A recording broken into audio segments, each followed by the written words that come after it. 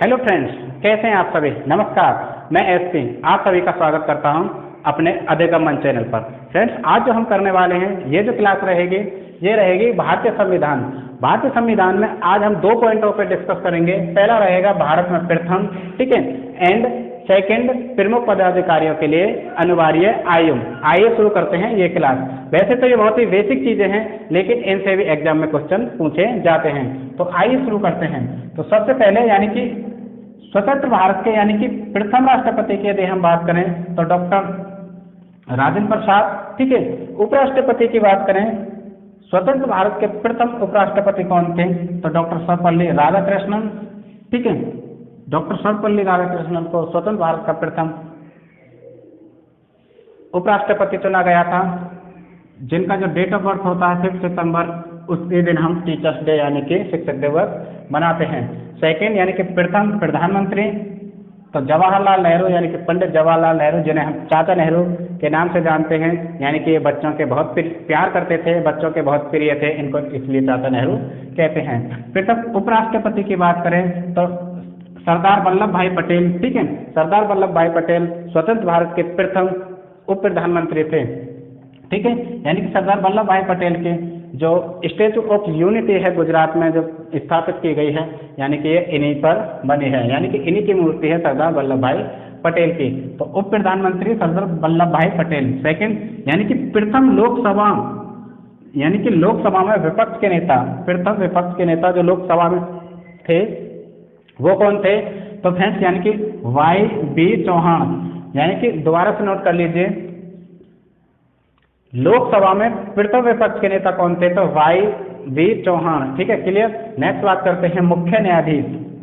प्रथम मुख्य न्यायाधीश हीरालाल जे कानिया, जिन्हें हम शॉर्ट में यानी कि एच जे कानिया के नाम से भी जानते हैं, ठीक है। तो हीरालाल जे कानिया, यहाँ से क्वेश्चन पूछता है, यानी कि स्वतंत्र भारत के प्रथम मुख्य न्यायाधीश, यानी कि प्रथम मुख्य न्यायाधीश कौन थे, यानी कि जे एच कानिया, हीरालाल जे कानिया। नेक्स्ट यानी कि प्रथम महिला न्यायाधीश, यानी कि सुप्रीम कोर्ट उच्चतम न्यायालय की प्रथम महिला न्यायाधीश कौन थी, ठीक है। तो ये तो हमने बात की न्यायाधीश, प्रथम न्यायाधीश यानी कि हीरालाल जे कानिया। सुप्रीम कोर्ट की प्रथम महिला न्यायाधीश कौन थी, तो फातिमा बीबी। इंपोर्टेंट यहाँ से क्वेश्चन बनता है, यानी कि प्रथम महिला न्यायाधीश सुप्रीम कोर्ट की कौन थी, फातिमा बीबी, क्लियर। प्रथम निर्वाचन आयुक्त कौन थे, प्रथम निर्वाचन आयुक्त की यदि हम बात करते हैं तो फ्रेंड्स ये थे सुकुमार सेन, यानी कि प्रथम निर्वाचन आयुक्त सुकुमार सेन, क्लियर। नेक्स्ट बात करते हैं लोकसभा अध्यक्ष। प्रथम लोकसभा अध्यक्ष कौन थे, तो फ्रेंड्स जीवी मावलंकर, यानी कि गणेश वासुदेव मावलंकर। कौन, गणेश वासुदेव मावलंकर, जिसे हम जीवी मावलंकर यानी कि जीवी मावलंकर कहते हैं, यानी कि जीवी मावलंकर, ठीक है। यानी कि लोकसभा के प्रथम अध्यक्ष गणेश वासुदेव मावलंकर, ठीक। इसके बाद नेक्स्ट बात करते हैं, इंपोर्टेंट यहाँ से क्वेश्चन बिल्कुल पूछा जाता है, यानी कि पंचायती राज का प्रारंभ, पंचायती राज का प्रारंभ किस प्रदेश के किस जिले से हुआ, तो पंचायती राज जो कि संविधान की 11वीं अनुसूची में वर्णित है, तो नागौर, यानी कि राजस्थान प्रदेश का, राजस्थान राज्य का नागौर एक जिला है, वहाँ पे सबसे पहले पंचायती चुनाव कराए गए। कुल मिला के पंचायती जो राज्य व्यवस्था उसकी शुरुआत की गई। तो फ्रेंड्स यानी कि ये 11वीं संविधान के 11वीं अनुसूची में पंचायती राज व्यवस्था वर्णित है, क्लियर। तो ये कुछ इंपोर्टेंट चीजें हैं, इनको आपको याद रखना चाहिए, ठीक है। अब हम बात कर लेते हैं राज्य में गैर कांग्रेसी सरकार। ऐसा कौन सा राज्य था जिसमें सबसे पहले यानी प्रथम गैर कांग्रेसी सरकार बनी। फ्रेंड्स, गैर कांग्रेसी से मतलब सबसे पहले, यानी कि प्रथम अंतर्राष्ट्रीय जो हमारी पार्टी है वो कांग्रेस है। कांग्रेस से हर प्रदेश, हर राज्य और देश में सत्ता हासिल करती थी, कुल मिला के उसी की सरकार बनती थी। तो ऐसा कौन सा राज्य है जिसमें सबसे पहले गैर कांग्रेसी सरकार बनी, तो फ्रेंड्स वो है केरल। केरल ऐसा राज्य है जिसमें सबसे पहले प्रथम गैर कांग्रेसी सरकार बनी थी, ठीक है, कांग्रेस से हट के दूसरी सरकार, ठीक। तो ये कुछ इंपोर्टेंट पॉइंट हम डिस्कस कर रहे हैं। नेक्स्ट देखते हैं, यानी कि 73वें संविधान संशोधन के बाद, 73वें संविधान संशोधन के बाद पंचायती राज अधिनियम का निर्माण। 73वें संविधान संशोधन के बाद जो पंचायती राज अधिनियम बनाया गया वो किस प्रदेश के लिए बनाया गया, किस प्रदेश में, बनाया गया उसका निर्माण, तो किस प्रदेश के लिए? वो था कर्नाटक। ठीक है, तो फ्रेंड्स यहाँ पे 2 क्वेश्चन बनते हैं, इनमें आपको बिल्कुल कंफ्यूज नहीं होना। यदि पूछें कि पंचायती राज का प्रारंभ, पंचायती राज व्यवस्था का प्रारंभ कहाँ से हुआ, तो वो है नागौर राजस्थान। क्लियर? प्रारंभ की यदि बात करें तो नागौर राजस्थान।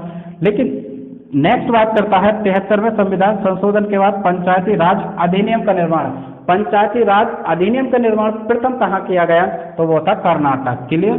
तो यहाँ पे कर्नाटक और राजस्थान में आपको बिल्कुल भी कंफ्यूजन नहीं होना चाहिए। एक बार दोबारा से मैं रिपीट करता हूँ, यदि ये पूछे कि प्रथम यानी कि पंचायती राज व्यवस्था का प्रारंभ कहाँ पर हुआ था, तो राजस्थान, राजस्थान के नागौर जिले से। यदि पूछे कि जो पंचायती राज अधिनियम का निर्माण हुआ, यानी कि 73वें संविधान संशोधन के बाद पंचायती राज अधिनियम का निर्माण हुआ, तो वो हुआ था केरल में, सॉरी केरल में नहीं, कर्नाटक में। ठीक है, यानी कि कर्नाटक में पंचायती राज अधिनियम का निर्माण हुआ था। क्लियर? तो ये भारत में प्रथम कुछ इंपॉर्टेंट फैक्ट्स थे, हमने डिस्कस किए। अब हम नेक्स्ट बात कर लेते हैं, यानी कि प्रमुख पदाधिकारियों के लिए अनिवार्य आयु। जो प्रमुख पदाधिकारी होते हैं संविधान के अनुसार, ठीक है, जो संविधान में वर्णित हैं, उनकी मिनिमम और मैक्सिमम आयु कितनी होती है, यानी कि उनकी जो सेवा कार्यकाल होता है वो कितना होता है। तो फ्रेंड्स हम यहाँ पे डिस्कस करेंगे सबसे पहले राष्ट्रपति और उपराष्ट्रपति।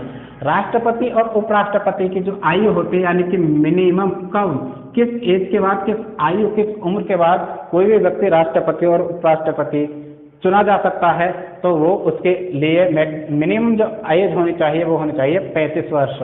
ठीक है, यानी कि 35 ईयर। ये रही राष्ट्रपति और उपराष्ट्रपति के लिए। यदि हम बात करें राज्यपाल, यानी कि राज्य के राज्यपाल की मिनिमम एज कितनी होनी चाहिए, तो फ्रेंड्स वो भी 35 वर्ष। बिल्कुल आप याद कर लीजिए, यानी कि राष्ट्रपति, उपराष्ट्रपति सबके लिए 35 वर्ष।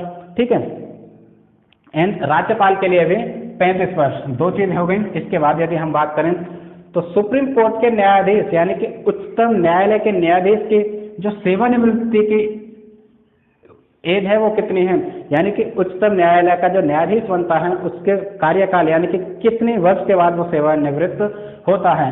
फ्रेंड्स, तो वो होता है 65 वर्ष के बाद। ज़्यादातर जो सर्विसेज होती हैं उन सब में 60 वर्ष की उम्र होती है, लेकिन सुप्रीम कोर्ट के न्यायाधीश की यदि हम बात करते हैं तो वो है 65 वर्ष। ठीक है, 65 ईयर।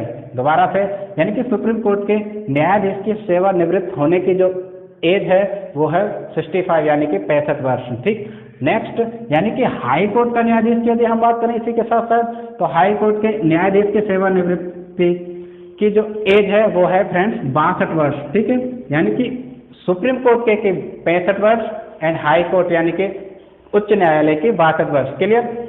नेक्स्ट, यानी कि लोकसभा सदस्य की मिनिमम एज, यानी कि कोई भी व्यक्ति लोकसभा का सदस्य यानी कि लोकसभा चुनाव कितनी एज में लड़ सकता है, तो फ्रेंड्स लोकसभा हम डिस्कस कर चुके हैं। यदि अभी तक आपने जाकर नहीं देखे तो वो जाकर देखें और लोकसभा को बेहतरीन तरीके से समझ सकते हैं। तो लोकसभा की मिनिमम एज है 35 वर्ष। कोई भी व्यक्ति लोकसभा का इलेक्शन 35 वर्ष के बाद लड़ सकता है।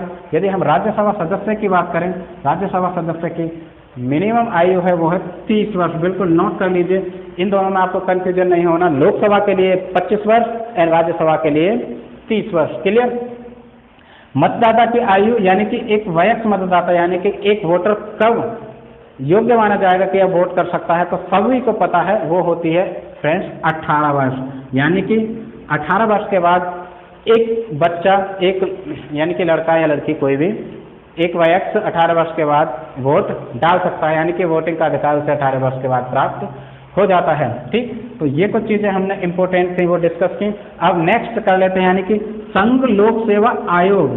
संघ जो लोक सेवा आयोग होता है फ्रेंड्स, यानी कि यूपीएससी, उसके सदस्य का कार्यकाल कितना होता है। ठीक है, उसका जो सदस्य है उसके कार्यकाल यानी कि सेवानिवृत्ति कब तक वो सेवा में कार्य कर सकता है, तो फ्रेंड्स 65 वर्ष, यानी कि उसकी सर्विस।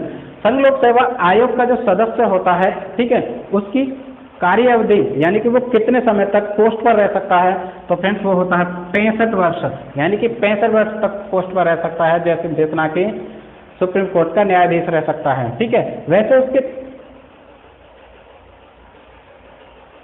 एज ये तो हो गई उसकी उम्र। ठीक है, और वैसे वो 6 वर्ष के लिए चुना जाता है। ठीक है, संघ लोक सेवा आयोग का जो सदस्य होता है वो 6 वर्ष के लिए बनता है। कौन? 6 वर्ष के लिए बनता है, लेकिन जो उसके 65 वर्ष तक ही बन सकता है। यदि 65 वर्ष उसकी उम्र पूरी हो जाती है तो उससे पहले उसको सेवानिवृत्त कर दिया जाता है। ठीक है, ये रही संघ लोक सेवा आयोग की बात। अब हम करते हैं राज्य लोक सेवा आयोग। ठीक है, जिसे हम जैसे यूपीएससी पीसीएस जैसे हम बोलते हैं, चाहे वो यूपी पीसीएस हो या बिहार पीसीएस हो। ठीक है, तो राज्य लोक सेवा आयोग की बात करें तो उसके सदस्य का जो कार्यकाल होता है वो 6 वर्ष होता है, बिल्कुल यहाँ पे। ठीक है, दोनों का कार्यकाल 6 वर्ष के लिए होते हैं वो, लेकिन ये 62 वर्ष तक इसकी उम्र होनी चाहिए, यानी कि 62 वर्ष यदि पूरी हो जाती है तो वो सेवानिवृत्त हो जाएगा। इन दोनों को दोबारा से समझ लीजिए। जो संघ लोक सेवा आयोग होता है उसका सदस्य का कार्यकाल कितना होता है, तो कार्यकाल होता है 6 वर्ष के लिए। ठीक है, 6 वर्ष तक के लिए वो बनते हैं। यदि 65 वर्ष आयु वो पूरी कर लेते हैं तो उनको पहले ही सेवानिवृत्त किया जा सकता है 6 वर्ष से पहले, यानी कि एज जो होती है 65 वर्ष होती है। क्लियर। नेक्स्ट, राज्य लोक सेवा आयोग की यदि हम बात करें तो उनका कार्यकाल उनका भी 6 वर्ष होता है, लेकिन एज जो होती है वो 3 वर्ष कम, यानी कि 62 वर्ष होती है। यदि 62 वर्ष वो पूरी कर जाते हैं अपने कार्यकाल में 6 वर्ष से पहले ही, तो उनको सेवानिवृत्ति दी जाती है। तो फ्रेंड्स, हमने यहाँ पे भारतीय संविधान से संबंधित कुछ फैक्ट्स, इंपॉर्टेंट फैक्ट्स डिस्कस किए। आई होप आपको क्लियर हुए होंगे। हमने यहाँ पे 2 चीज डिस्कस की, एक तो भारत में प्रथम एंड सेकेंड प्रमुख पदाधिकारियों के आयु यानी कि एज। तो फ्रेंड्स, ये आपको क्लियर हुए होंगे। यदि क्लियर हुए हों तो लाइक करें, कमेंट करें और अपने फ्रेंड्स के साथ शेयर करें। मैं इसकी आपसे विदा लेता हूँ। नमस्कार।